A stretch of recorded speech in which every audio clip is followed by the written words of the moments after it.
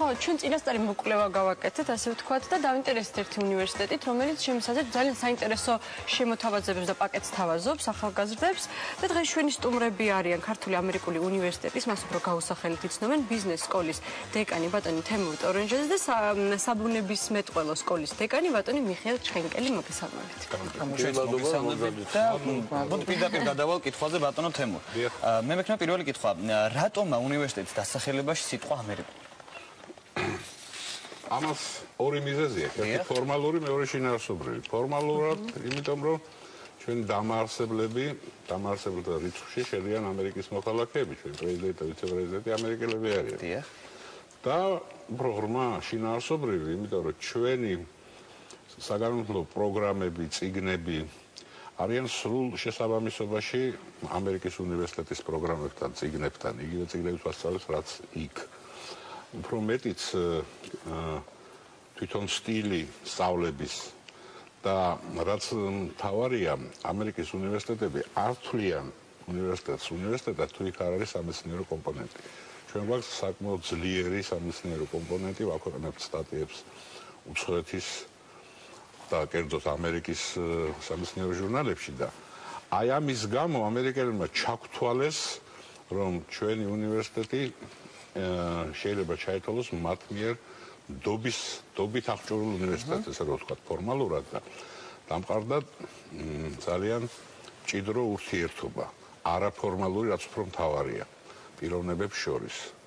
ასე რომ ჩვენ მართლა ამერიკული უნივერსიტეტები, ჩვენი ტრადიციულად იქეთავად გადახრილი ვიდრე ევროპისკენ. აი რა შეკითხვა მინდა დავისვათ.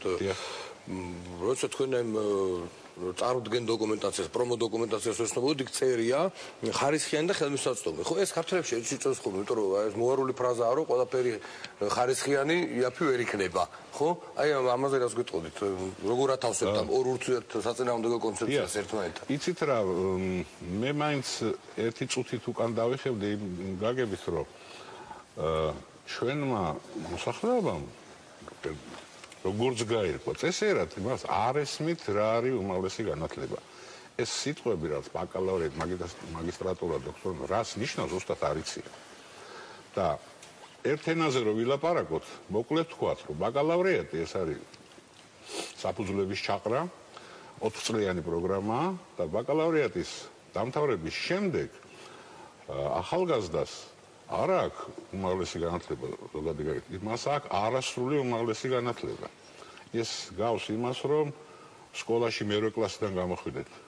სკოლის მერვე კლასიდან დამთავრებულს არ აქვს საშუალო განათლება, უნდა 12 კლასი.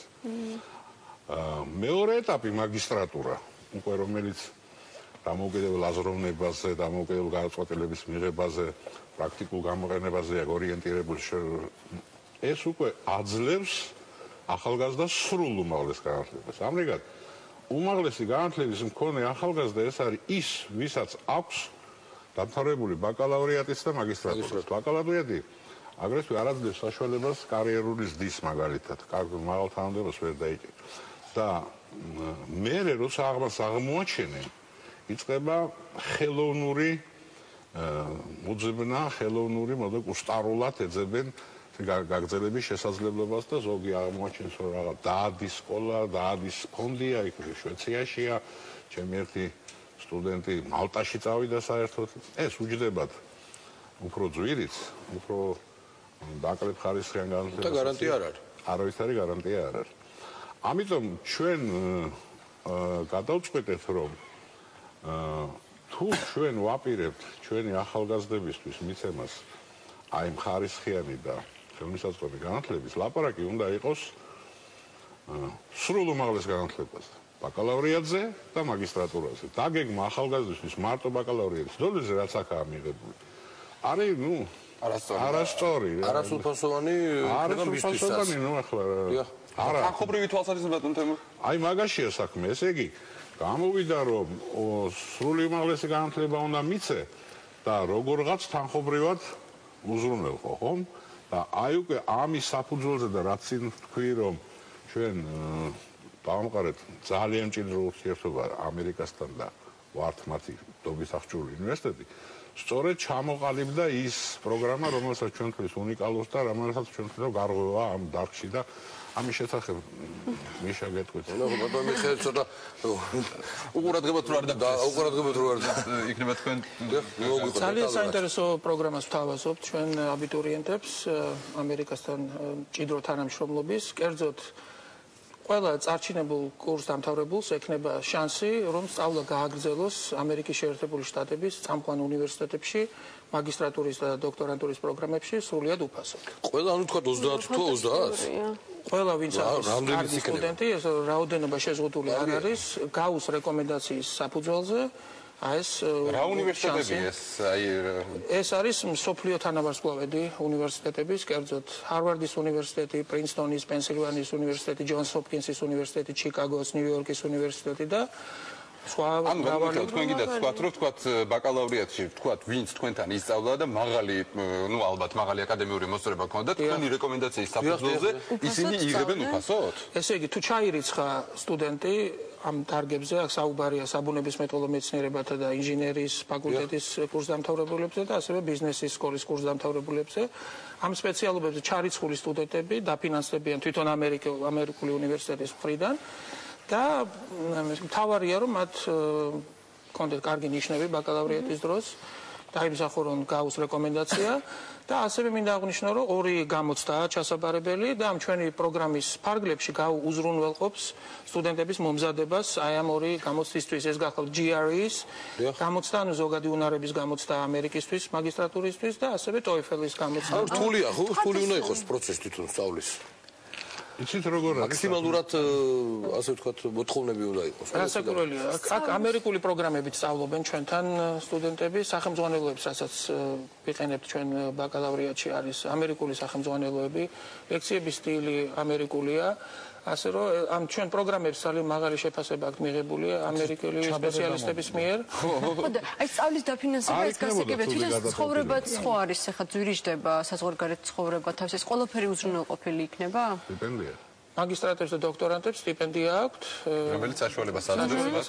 როდეში და შეზღუდულია რაოდენობა სტუდენტების, როგორ ხდება ეს ყველაფერი რაღაცა?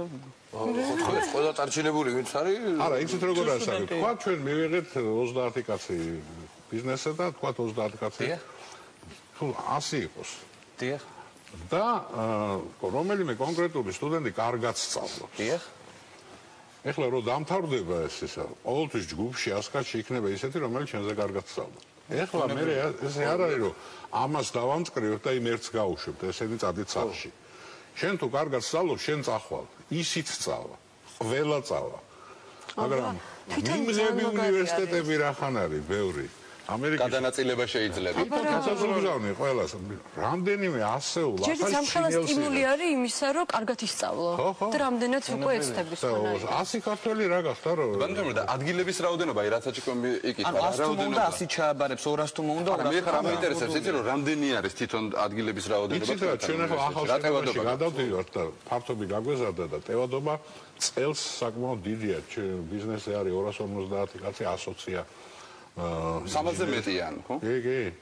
ასე რომ ფაქტიურად ჩააბარს ოღონდ, აი რომელიღაც თქვენ შენიშნა დიმამ, რომ თუ მოდიხარ და იცით რა, ყველა ვარიანტში გაგიშვებთ, ეგრე არის, უნდა ისწავლო. ხო, ახლა ეგრე ძირითადი მომენტი არის, რომ რეკომენდაცია უნდა მივცემ. არ მივცემ. აი მაგ კონტექსტიდან მაინტერესებს ერთი კითხვა. ეხლა თქვათ, ეხლა წარმოვიდგინე რომ ვარ სტუდენტი, რომელმაც ვისწავლე სხვა უნივერსიტეტში, ის საგნები მაქვს გავლილი, რაც თქვენთან არის და მაღალი შეფასებით, რასაც თქვენ ასწავლით, გამიშვებთ ამერიკაში რომ მოვიდე? ან ბაკალავრი დამთავრებული. აი მიშა არის ერთ-ერთი ადამიანი. ან გადმოვალ მაღალ კურსზე გამიშვებთ?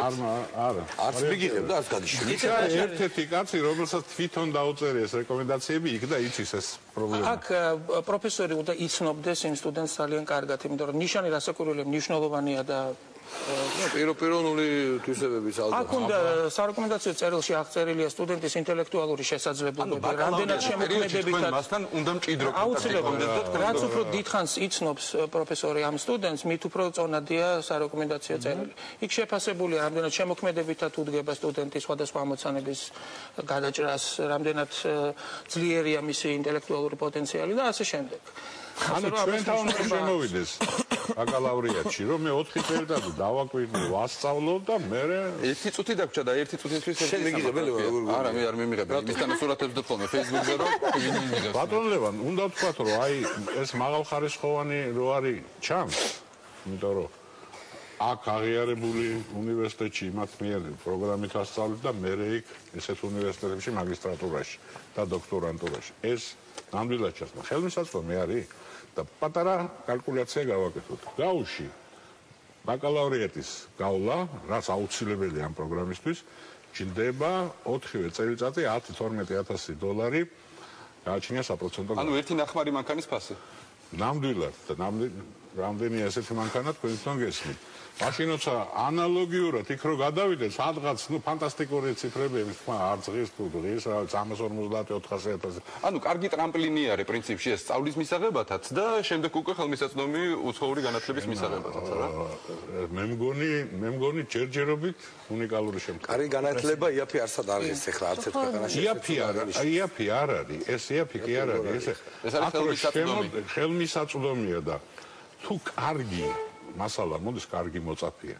ის ხოდებს თავის შრომას. არის შრომას მასალა. მაინტერესებს ითვალისწინებთ თუ არა ვთქვათ გადამხდელუნარიანობა, აი გრაფიკს თუ შეიძლება რომ შეადგინოს ადამიანს. იცით რამდენი ისა გვაქვს შესაძლებლობა მაგის გვაქვს იაფის სესხები, გადავადებული სესხები, აი ახლა აიღე და 4 წლის შემდეგ გადაიხადე და 1000 რამე.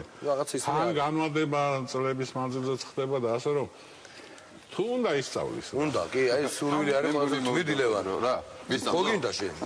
მე მგონი ვამფარებ. ერთი რამ მინდა რომ ვახსენო, ვისაც აინტერესებს ეს პროგრამა და დეტალები, შეუძლიათ სიხილონ ჩვენს ვებგვერდზე, გაუწერტილი G და ასევე ჩვენ